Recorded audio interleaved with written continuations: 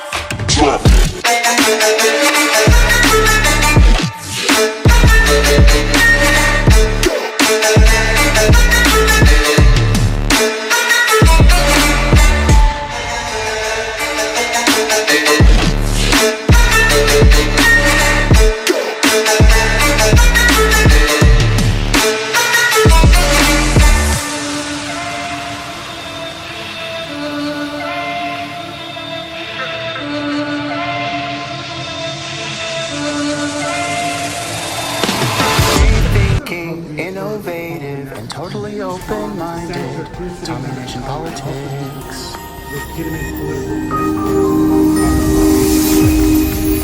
Well, let me give you my view of what happened January the 6th. And we're here. What's up, guys? Tommy with Tommy Nation Politics. How's everyone doing today? We having a good start to the weekend? I mean, guys, it's Friday. And Friday is fun day. I always exclaim for joy at the week's end. For waiter, it means that I'm working all week. But it's just that vibe, guys. It's the vibe that just makes you want to exclaim stuff. Are you a podcaster? You should check out Riverside FM. Are you guys podcasters? Well, you should really check out Tommy Nation Politics. It's www.tommynationpolitics.com. You can check us out at Facebook as well. Facebook.com/Tommy Nation Politics. We're free-thinking, innovative, new, independent, progressive media. And we're kind of into live streaming, guys. I wanted to bring you some things this Friday, even though it's like they call it the weekend dump. But here we have some series of events that, I don't know, guys, maybe you think it's interesting. All right, good evening, everybody. We begin the readout tonight with the remaining unknown unknowns about January 6th, namely, what exactly our disgraced former president was doing as the attack on the Capitol unfolded, besides gleefully watching it on TV. Please rise. We learned today that White House records obtained by the January 6th committee do not include any phone calls during an hours-long period following Trump's speech from the ellipse, calling on his MAGA mob to march on the Capitol. The committee knows there were actually many calls that took place between Trump and his underlings during that time. There are just no White House records, which there should be. The records that were handed over include only calls that would have come through the White House switchboard. New tonight, sources say the January 6th committee found a gap in official White House phone logs it received, showing no calls to or from Mr. Trump for several hours after his speech that day, when lawmakers have said publicly they spoke to him. Are records missing? Was a private cell phone used, evading official logs? Unknown. In another development, the House Oversight Committee launched its own investigation of the former president taking boxes of official records to his personal home at Mar-a-Lago. When the Trump White House packed up and moved out, memorable items, perhaps even classified materials that belonged to the U.S. government, improperly went to Florida, including letters from North Korean leader Kim Jong-un, the hurricane map altered by a Sharpie, and a handwritten note from predecessor Barack Obama. I just went to the Oval Office and found this beautiful letter from President Obama. An upcoming book from author Maggie Haberman makes this claim. White House residence staff periodically found papers had clogged a toilet. The former president denied that I flushed papers and documents down a White House toilet. And Trump reportedly frequently used his cell phone instead, despite that being a massive security issue. But there's one call in particular that seems like it would have had to have been included in the White House records if they are indeed complete. Utah Senator Mike Lee told the Deseret News that during the insurrection, his cell phone rang, and caller ID showed that the call originated from the White House. It was the president who had meant to call Alabama Senator Tommy Tuberville to request that he keep objecting to the election results. We have known and seen this pattern of behavior going back for quite some time. When they set up the Twitter account and how that was used, the BlackBerry, the fact that the president kept a private phone that he would use to call world leaders, the fact that we know, as reported just today, that the president has admitted that he's still talking to Kim Jong-un. Now, as for Hillary Clinton and her emails, I don't want to hear another word, not a damn word from anybody talking about Hillary Clinton and national security and her server. Ever. Because after this, some of them, you know, who is sitting up there eating documents? Please. Yes, guys, I've got a special guest on the show today. It's Hillary Rodham Clinton. She would have been Hillary Clinton, HRC. She would have been the 45th president of the United States had it not been for the fact that she was kind of the most unpopular candidate in the history of the Democratic Party. In fact, she actually decided not to go to Michigan and Wisconsin because she knows if she went there, she probably would actually get less votes. Because the more she talks, she starts to cackle, she starts to do identity politics. America is the greatest country in the world. Hillary Clinton chokes up as she finally It's just so choky, guys. She choked, guys. What can I tell you? Hillary Rodham Clinton choked. And so is YouTube, by the way. We saw he died. This was supposed to be my big fucking introduction. Anything to do with your video? Hillary Clinton speeches. I'm sure it did. Hillary. Are the Russians on YouTube too? I can't get. I'm trying to listen to your victory speech that she never gave on YouTube, and this shit is not working. So I think it's the Russians. Probably could be Trump. I don't know, guys. But all I can tell you is Hillary Clinton is not really one to waste too much. She'll be back.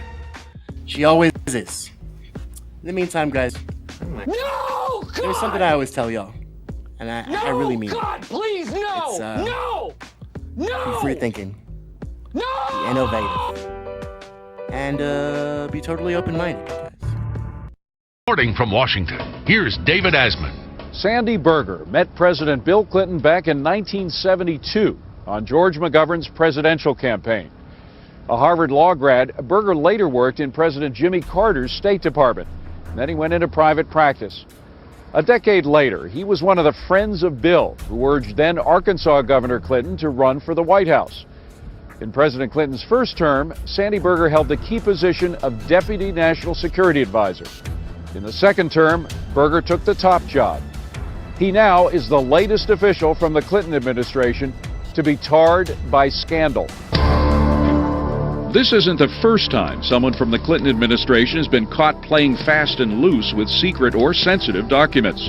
White House Director of Personnel Craig Livingstone resigned in 1996 after he improperly handled almost 1,000 confidential FBI files on Republicans.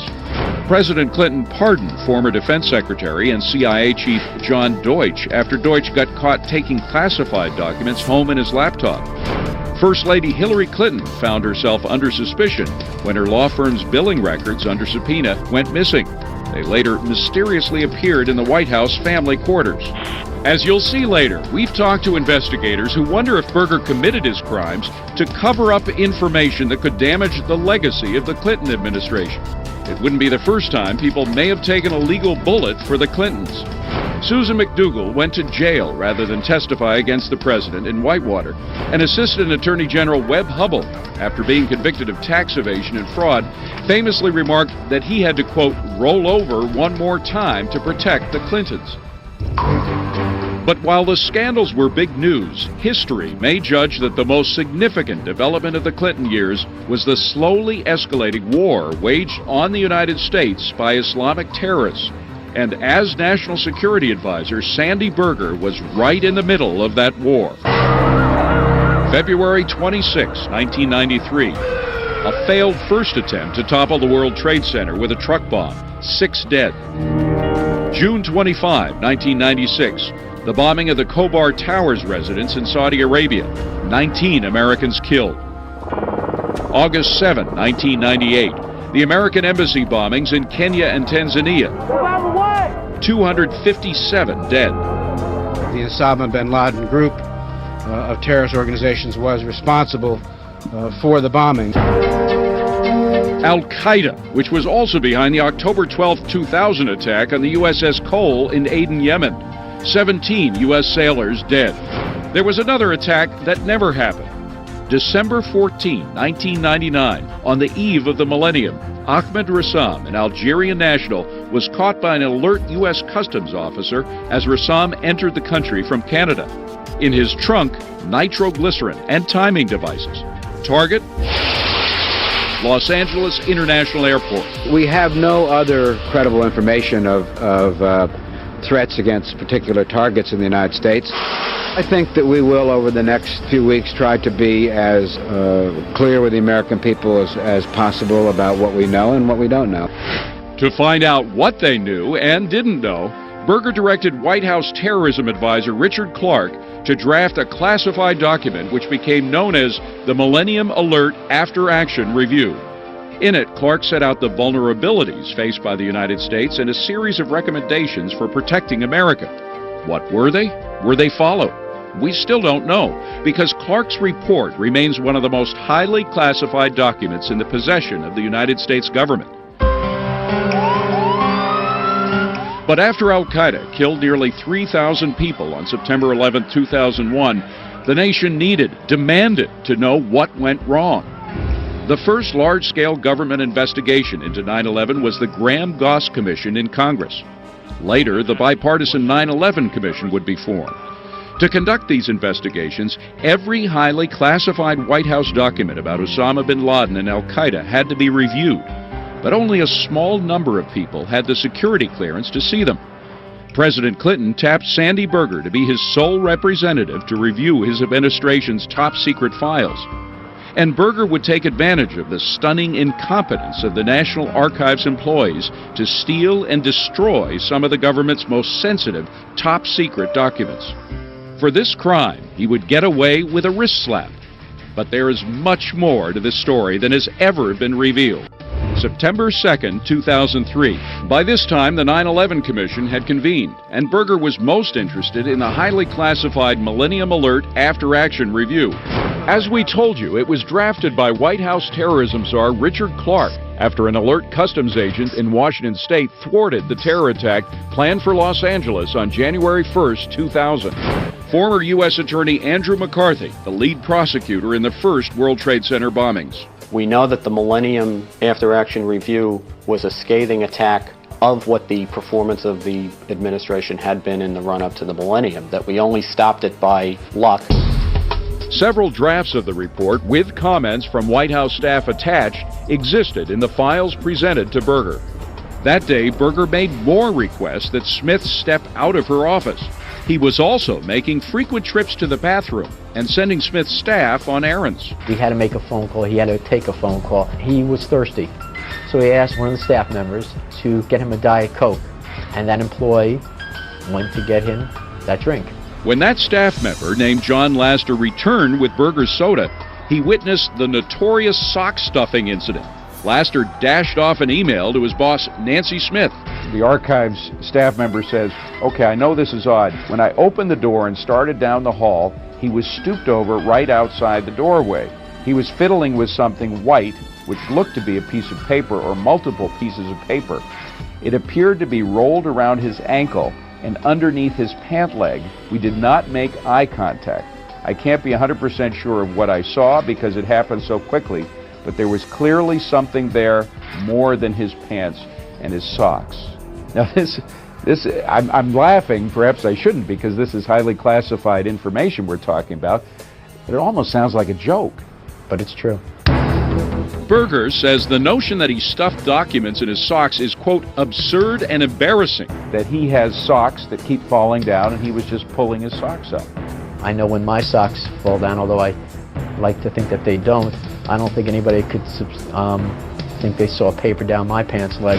But whether in his socks or elsewhere, Berger does now admit he did indeed smuggle the highly classified Millennium After Action Review out of the archives that night, and some of his classified notes as well. Did he take more than that? Once again, we may never know because Smith didn't confront Berger or call Brockfeld. Obviously, had we been notified on the third visit, Mr. Berger may have spent the night in jail on his fourth visit. It may well have been on the front page of papers from coast to coast. Instead, Smith and her staff concocted their own plan for his fourth visit. An amateurish sting that would catch Berger in the act, but utterly compromise the case against. We told you how Sandy Berger removed top-secret terror-related documents on at least 2 visits to the National Archives. His crimes were unprecedented for a former national security advisor to the President of the United States. Berger knew he was risking a long prison term if he got caught, and he did it at a time when the country's confidence in our national intelligence and in our government's ability to rise above the partisanship in the war against terror was badly shaken. Later, we're going to look at why Berger would take such a risk. But first, Berger's national security crimes were about to become even more flagrant. In the fall of 2003, Berger was near the end of his top-secret document review for the 9/11 Commission, and a crisis was coming. Berger had been stealing top-secret documents, and National Archive employees were onto him. On October 2nd, 2003, his 4th trip to the archives, the staff of Presidential Materials Director Nancy Smith had dreamed up a sting to catch him. But is that their role, to be law enforcement? To set up a sting? Clearly, I think not. Paul Brockfeld is the Inspector General of the National Archives. He was the one Smith should have called to try to catch Berger. She didn't. It was very damaging to the investigation and later prosecution of Mr. Berger. As we told you, many of the top-secret files Berger was reviewing were not numbered. But on this day, Smith penciled a number on the back of each page she gave to Berger. During that day, Mr. Berger acted in a manner that they'd been accustomed to now. Frequent visits to the men's room, frequent phone calls, frequently asking the other person in the room to leave the room and leave him alone. And when Berger was left alone, he hid one of the documents, which Smith numbered 217, under his briefcase. It was yet another version of the Millennium Alert After Action Review. Berger had stolen a different version on his last trip. During one of Berger's bathroom breaks, Smith determined document 217 was gone. Again, she should have called in Brockfeld. Instead, as a congressional report would later describe it, Smith and her staff started second-guessing themselves. They convinced themselves they might have made a mistake, and number 217 never existed.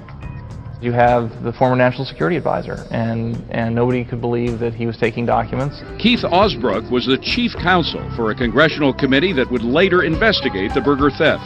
And I think people just thought it was a big mistake. But the big mistake was what Smith did next. She actually printed out another copy of the document 217 and gave it back to Berger, stating that it had somehow been missing from the files. As Berger would later admit to investigators, he should have known Nancy Smith was onto him. At this point, he admitted, the bomb should have burst in the air, but obviously it did not. No, it did not. As unbelievable as it sounds, Sandy Berger then decided to steal the document Smith just gave him. In other words, to steal the same document twice. Berger then told Smith he had to make another phone call. She went out to the secretarial desk, and on the secretarial desk is a secretarial phone. She looked over and noticed the light was not on. So he wasn't using the phone?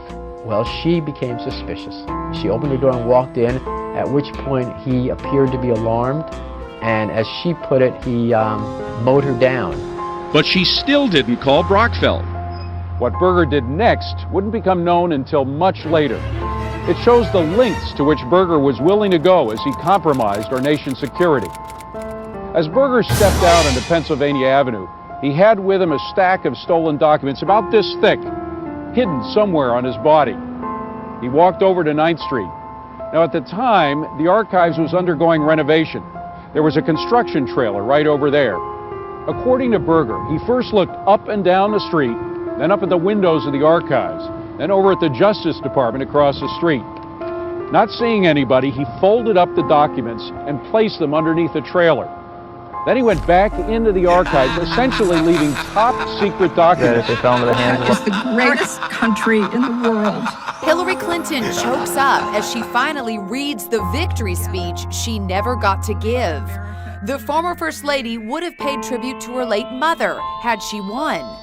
I dream of going up to her and sitting down next to her, taking her in my arms and saying, The "Look time for empty talk is over. We saw. Now He died. arrives the hour of action. Anything to do with your visit? No, at I'm me. sure it did. Listen to me, and as hard as it might be to imagine, your daughter will grow up and become the President of the United States." Instead, Clinton had to deliver this concession speech the day after she lost to Donald Trump in 2016. This is not the outcome we wanted or we worked so hard for, and I'm sorry that we did not win this election. Back to the speech that never was. From tonight going forward, Together, we will make we America will make strong America again. even greater We will make than it has America ever been. wealthy again. For each We will and make every America one proud of us. again. We will Thank make you. America God bless safe you. again. And may God yes, bless together, America. we will make America great again.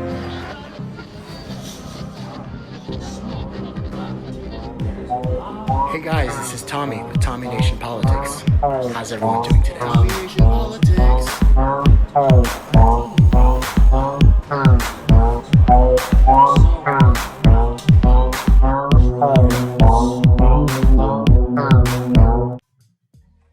We're not going to make America great again, guys. No. We're going to make America as great as it ever was. And forevermore. Someday, Hillary. Someday. Can everybody hear me, by the way? I'm having some stream difficulties, but we should be still having fun here. Okay. Guys, someday I'm going to look at Hillary Clinton and I'm going to cry and say, someday, Hillary, you're going to go to jail for your crimes. So, guys, a little classic there. Mr. What was his name? Sandy Berger. Stealing for the Clintons to keep their legacy going. Classified documents from classified institutional walls of the American people.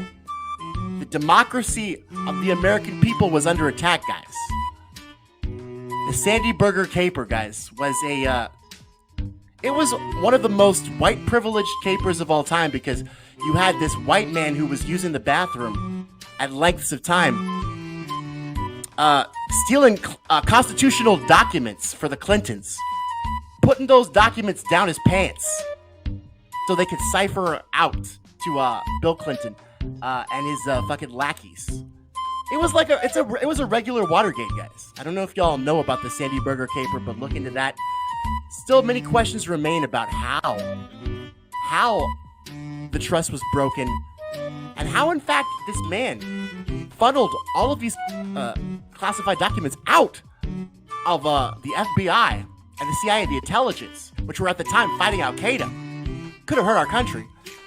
All while in the meantime, no one was charged for the crime at all. Guys, it was very interesting. It was almost like white people stole classified documentation from the FBI and the CIA, and they were not waterboarded. They were literally not even fucking charged with the crime. It's, oh, Mr. Berger, oh, Mr. Clinton, oh, okay, national security, oh, fuck that. It's kind of like heck of a job, Brownie, you covered your ass, but with Bill Clinton.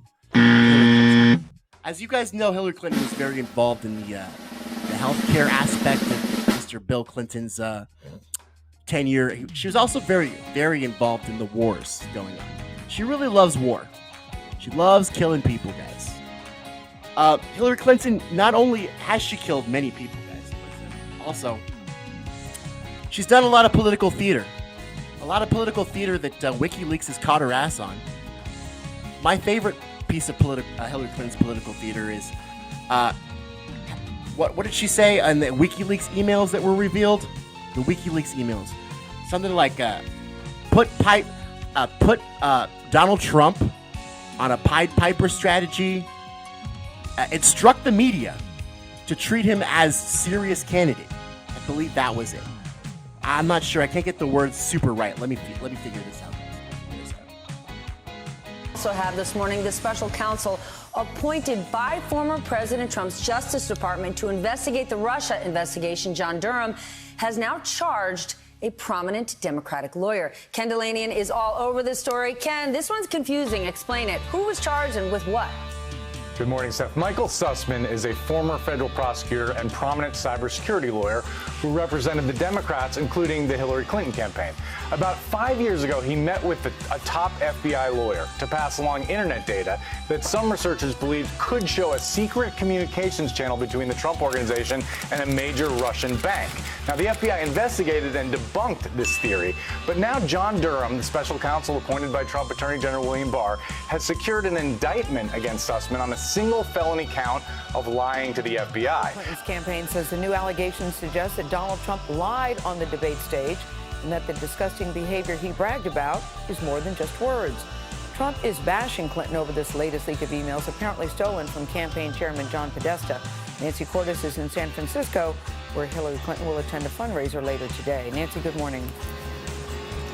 Good morning, Gail. WikiLeaks says it has 50,000 of John Podesta's emails, and if what we've seen so far is any indication, the group plans to release another batch of them every day between now and the election, enough to create a steady stream of embarrassment for the Clinton campaign, which aides argue is exactly what the Russians and Trump want.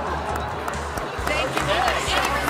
As Clinton sampled tacos in Las Vegas, the latest batch of stolen emails were giving her opponent something to chew on. This WikiLeaks stuff is unbelievable. The emails that WikiLeaks says are from the Gmail account of Clinton campaign chair John Podesta reveal the ego-stroking and horse trading involved in courting top supporters. In one 2015 email entitled Needy Latinos, Podesta urged Clinton to call former Energy Secretary Federico Peña, who is close to committing but carrying some baggage, and former New Mexico Governor Bill Richardson, notwithstanding the fact that he can be a blank.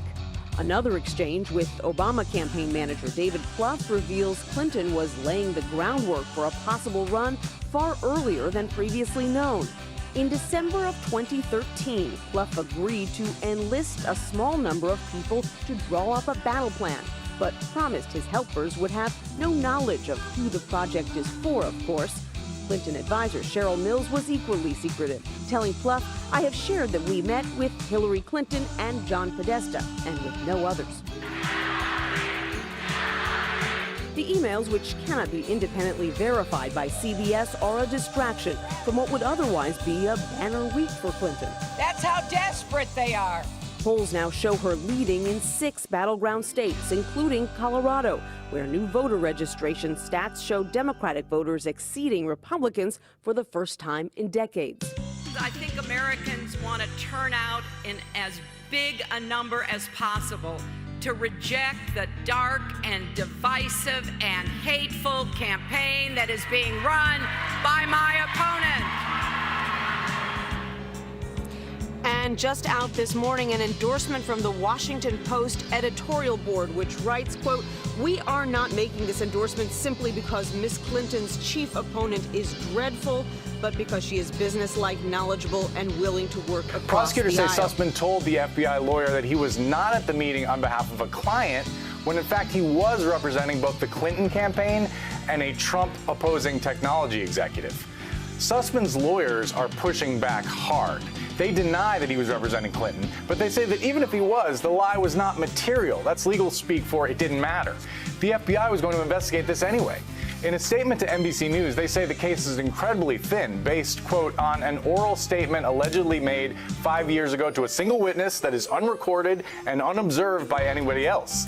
And they say the DOJ would ordinarily never bring what they call a baseless case. Now, it's worth noting here, Stephanie, that Sussman's lawyers urged Attorney General Merrick Garland to block this indictment, but he declined to do so. It's also important to point out that this is only the second criminal case that John Durham has brought in his investigation of the investigation, which has lasted longer than the Russia probe itself. Donald Trump and William Barr promised that Durham would expose huge corruption, but he hasn't done that. He's brought 2 minor cases against lawyers very few people have heard of. Meanwhile, as you know, Stephanie, a bipartisan 1,000-page Senate report found that the Trump campaign's repeated contacts with Russian spies posed a grave threat to national security. It really doesn't matter which way you go.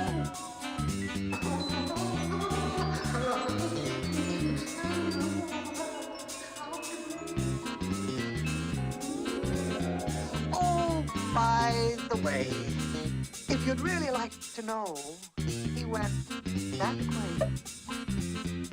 Who did? The White Rabbit. He did? He did what? White Rabbit. Who did? The White Rabbit. What rabbit? But didn't you just say, oh dear. Can you stand on your head? Guys, I know I'm fucking getting hacked because I'm talking about Hillary Rodham Clinton, and the feds are all up in my ass because I called them the Federal Bureau of Instigation, and I'm not a friend to these guys because I know they're fucking instigators and the Clintons are liars. But the reason I come to you today, guys, is just an important reason. I want to share this piece of ironic fact. And it's not because I love Donald Trump at all. It's because I'm tired of this fucking January 6th insurrection shit. I'm tired of it. So I want to look into this camera and I want to talk to you about this projection and political theater that's going on. And it's literally the opposite. This is like the Cheshire Cat shit going on, guys. Now, I know, guys, in the world of political theater, the world's a stage, and all men and women are merely players. They have their exits, they have their entrances. One man has his in time, the other one has his lines, his soliloquies. It's political theater, right? We got Mitch McConnell talking about how this is a dangerous insurrection. It destroyed families. It fucking destroyed the country's morale. The country's morale is shot to death anyway after fucking 40 years of neoliberal policies. There's nothing that these fucking yokels and the FBI instigators did in the January 6th insurrection that this country feels no differently. We still don't have health care for all people. Marijuana is still not legalized. There is no Green New Deal. We're polluting our oceans. We're literally now critiquing civils, and we're still with the Saudis invading foreign lands, guys. So it's political theater. It's a deep state political puppet show. And Donald Trump, I don't know, for some reason, he's still the anointed puppet du jour. The puppet du jour. They always got a fucking clown to fucking dance around and put all the distraction off on somebody. But I remonstrate and I rejoin just so. As Shakespeare said. So I'm watching the MSNBC and the CNN. They're always talking about on Wednesday, January 6th, supporters of Donald Trump pushed through police lines, stormed the U.S. Capitol, smashed windows, broke open doors, prowling the gates and holes. Oh, it's an attack on our democracy. How droll. Something that we'll never forget. I mean, I know why CNN's doing it. On one hand, that's the most ratings CNN's gotten since Donald Trump's been president, because nobody watches that lying cable news network. And now that, they're all jumping ship, Brian Williams, Rachel Maddow, and Anderson Cooper, the rats are leaving the ship. I can see, guys, that this political theater is kind of, it's unexpectedly losing its shine. It's beyond your wildest dreams of violence that January 6th brought on.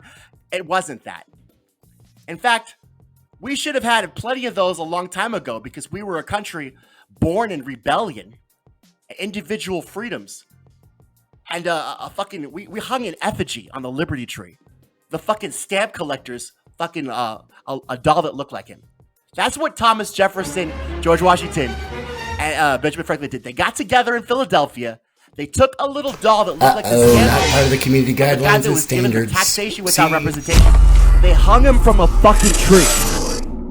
So just so y'all know, when the Republicans and Democrats talk about how this is a beyond the wildest dreams, a travesty of law enforcement officials, guys.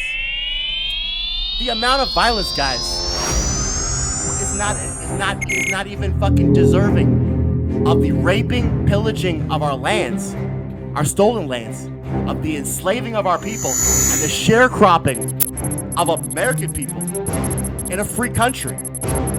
But this nation may be shocked by the individuals of what happened on January 6th, guys. I implore you guys. If you're shocked by what happened on January 6th, guys, you might not be shocked by how the spontaneous events after income inequality, and that's the Gilded Age, erupts, the curtailing of our civil liberties is fucking brought on after 20 years of Patriot Act renewal, torture, and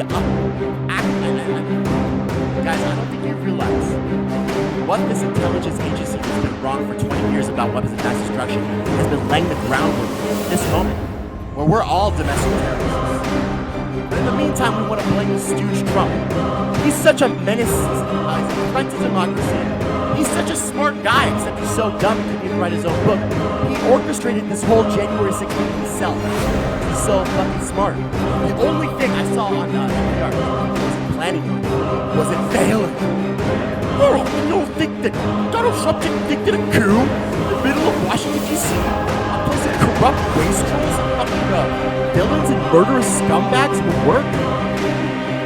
Oh, God.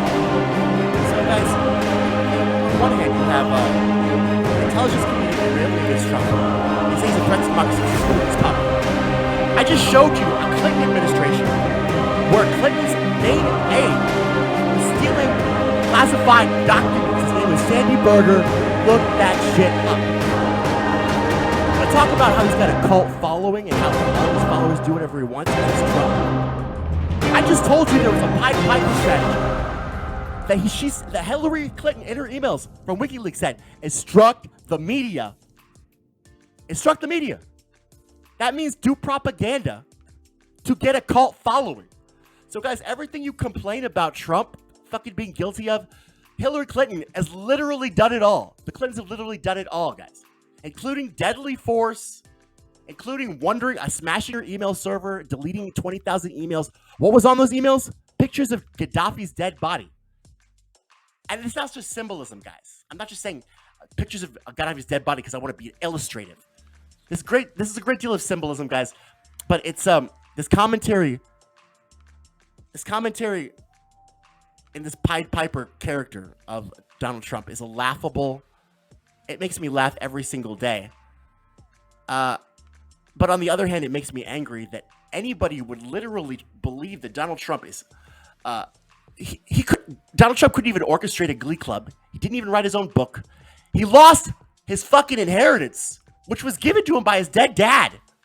He had to fucking Atlantic City, bro. There's not one thing that this guy's done that's gone right. So you think this fucking dude is gonna plan a coup? No, bro. The only reason he wanted to be president is to enrich himself. It's obvious. But that doesn't mean he's a threat to democracy. This content of fucking fable, guys, is it's not just random noise, guys. It's a machine, a political democratic machine, guys. And it wants us all to knuckle under to the conventional wisdom and the social norms. It wants us to appear to be frightened of Vladimir Putin after his invasion of Ukraine. Why is that so important to us? And American sovereignty? Is it because Hunter Biden has a board seat in Ukraine? Joe, is that why you're trying to protect him? So it's like, guys, every little thing that fucking this administration does to make Trump look bad, it literally shows how pathetic, greedy, and absolutely empty of principles and values you guys are. Let me show you just another clip, guys. Let me just show you another clip to really emphasize how everything that you guys accuse Trump of being and doing and orchestrating is projection, because you're doing it at this moment. Morning, the special counsel appointed by former President Trump's Justice Department to investigate the Russia investigation, John Durham, has now charged a prominent Democratic lawyer. His campaign says the new allegations suggest that Donald Trump lied on the debate stage and that the disgusting behavior he bragged about is more than just words. Trump is bashing Clinton over this latest leak of emails apparently stolen from campaign chairman John Podesta. Nancy Cordes is in San Francisco, where Hillary Clinton will attend a fundraiser later today. Nancy, good morning. Good morning, Gail. WikiLeaks says it has 50,000 of John Podesta's emails, and if what we've seen so far is any indication, the group plans to release another batch of them every day between now and the election, enough to create a steady stream of embarrassment for the Clinton campaign, which aides argue is exactly what the Russians and Trump want. Thank you all so much. As Clinton sampled tacos in Las Vegas, the latest batch of stolen emails were giving her opponent something to chew on. This WikiLeaks stuff is unbelievable. The emails that WikiLeaks says are from the Gmail account of Clinton campaign chair John Podesta reveal the ego-stroking and horse trading involved in courting top supporters. In one 2015 email entitled Needy Latinos, Podesta urged Clinton to call former Energy Secretary Federico Peña, who is close to committing but carrying some baggage, and former New Mexico Governor Bill Richardson, notwithstanding the fact that he can be a blank. Another exchange with Obama campaign manager David Plouffe reveals Clinton was laying the groundwork for a possible run far earlier than previously known. In December of 2013, Plouffe agreed to enlist a small number of people to draw up a battle plan, but promised his helpers would have no knowledge. And there's no accidents, guys. There's no accidents in life, and there's no accidents in politics.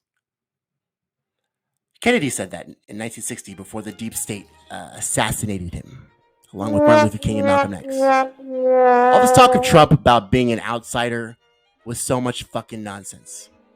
He literally donated to every one of these guys in the Democratic Party. That's why he calls them the do-nothing Democrats, because they don't do anything. He donated to these guys. They don't do shit. So he decided to run himself. An outsider, my God, guys. He's not a man of the people. He never has been. In fact, he's a consummate insider and a fucking narcissist. He's a multi-billionaire who's on speaking terms with the influential government officials, including the Saudis, at every level, local, state, and federal. He's a man that could walk into any of the largest banks, like Goldman Sachs, and successfully negotiate deals for hundreds of millions of dollars. Can you do that, guys? He's a network TV reality show star. He's a builder and owner of media. Also hotels, casinos, and resorts, but mostly media. That was what he was successful on. So let's take a look at the casinos, guys. Failed. In fact, that's why he loved Sheldon Adelson so much, because Sheldon did it right, and then bankrolled his fucking presidential run. So Trump has laundered unknown hundreds of millions of dollars, probably billions of dollars, which is why he doesn't want anyone to see his tax returns. Got him there. But why does the deep state CIA, Pentagon, Democratic machine really think that this is going to be the smoking gun that distracts us all from the fact that these people are the swamp? Even though Trump wasn't sent to Washington to drain the swamp, he was swamping the swamp. The government he's appointed to can be thus described as Zionists, yes, I said it, neocons, Goldman Sachs, lackeys, multi-billionaires, Saudi princes. There's nothing outsider about the United States government, guys. All from Harvard and Yale, all East Coast, libtarded, fit of stupidity, white privileged psychopaths. And the FBI director, I don't know if you've noticed, but he's got fucking Secretary of State Anthony Blinken in a fit of fucking constant panic, to the point where he can't even talk about the FBI. What FBI? I wasn't talking about the FBI. I'm the Secretary Blinken. I like pizza. I'm living a pineapple under the sea. Yeah. So loudly complaining about racist Trump and his walls, when Joseph Elizabeth Biden is continuing all of his policies, including his caged facilities and his stay in Mexico border policy. And the WikiLeaks dumped the Podesta emails that gave us all massive reality to this political theater cannot go unforgotten. And the fact that the 20 million emails of Hillary Clinton weren't ever found, guys. And the FBI investigated it. Turns out they don't know. The FBI knows what you had for lunch today. The FBI literally knows what Saddam Hussein had before he was hung by the throat from his own people and videotaped. But the FBI doesn't know where COVID came from, and the FBI definitely doesn't know where Hillary Clinton's 200 million emails are. It's too much. They knew that there was weapons of mass destruction in Iraq. These guys, they're so good. These guys knew that there was weapons of mass destruction in Iraq, but they don't fucking know where COVID came from, and they definitely don't know where Hillary Clinton's emails are. I mean, I don't know. Maybe it's Trump. Maybe it's Russia. Maybe it's the CIA, guys. Maybe it's our government, which is out of control. And we, the people, have made it get to this point. What level of the game is rigged? All levels. Hillary Clinton and Donald Trump operate at a Rothschild mega banking level, guys. We're not on that level. But the point I'm making is, before you talk about this fucking January 6th fiasco, and think about how Trump, this genius who lost his fucking inheritance and casinos in Atlantic City, fucking was plotting a coup, and your ridiculous shit the CIA feeds to you that's been wrong for more than 20 years. This Pied Piper strategy that actually worked, Hillary. Good job. But it cost you the presidency. Doesn't even matter. Then I say to you guys, the truth does matter. Principles and values matter. Respect matters. Our sovereignty matters. And it's time that we, the people, guys, we stop playing political theater.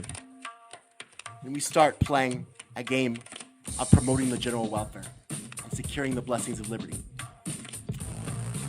And that's the Tommy Nation Politics memo.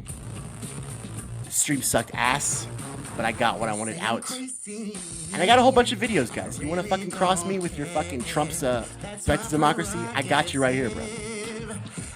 Your homework for today, though. Check out this bitch. What's his name? Sandy Berger. Now that's some fucking shit. Combination politics. Don't you vote blue for no matter who, Democrats or left wing? Oh my brother, you're so wrong, not even right. Too bad for them. I'm keeping up this fight. Everyone's okay with all this damn corruption in our goddamn politics. Legalize. I don't need permission. Everything lives matter. That's why I'm progressive. I'm progressive. It's the way that I wanna live. I'm progressive. Hashtag not me, us.